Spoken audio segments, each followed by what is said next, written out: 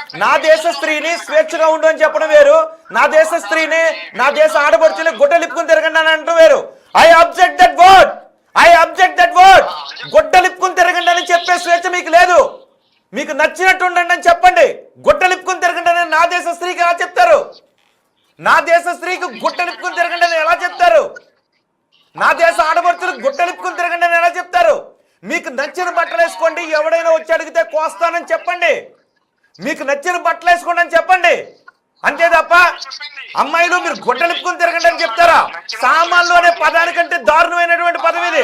సామాన్లు అనే పదం శివాజీ వాడడం ఎంత తప్పో, సామాన్లు అనే పదం శివాజీ వాడడం ఎంత తప్పో, గుడ్డలిప్పుకుని తిరగండి అంటాం కూడా అంతే తప్పు. అంటే విదేశాల్లో తిరుగుతూ మీరు గుడ్డలిప్పుకుని తిరుగుతున్నటువంటి స్త్రీల్లో విదేశాల్లో డబ్బులు ఇచ్చి మరీ తిరుగుతుంటే అలా భారతదేశంలో ఉన్న స్త్రీలను కూడా మీరు ప్రపంచ దేశాలకి చూపించాలనుకుంటున్నారా? భారతదేశంలో ఉన్న స్త్రీలు గుడ్డలిప్పుకుని తిరుగుతారని ప్రపంచ దేశాల ముందు చెప్పాలనుకుంటున్నారా? తప్పు కదా అది. మీరు చెప్పండి. మీరు ఒక ప్రపంచ దేశాలు తిరుగుతున్నటువంటి వ్యక్తిగా కాదు. ఒక విషయం మీరు గుడ్డలిప్పుకుని తిరగండి అమ్మాయిలు అని చెప్పడం తప్ప కదా?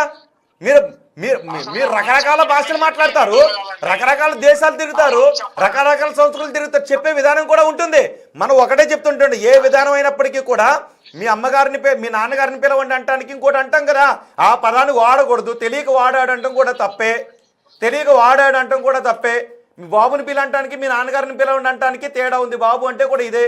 మరి ఇవన్నీ కూడా తప్పే. భాష అనేది చాలా ఇంపార్టెంట్.